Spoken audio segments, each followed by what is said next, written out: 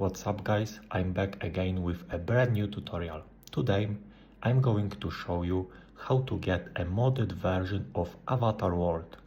This will basically give you unlimited coins in the game which you can use to purchase anything, and don't worry, it's completely safe.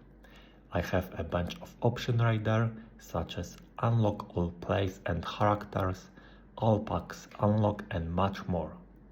The next step is grab your iOS or Android device. I'm using Android today.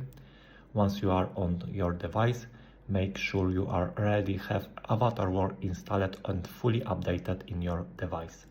If you need to check, just go to the App Store or Google Play Store. Once that's done, the next thing you need to do is to simply head over to the pinned comments down below. There, I explain exactly where you can get Avatar World++.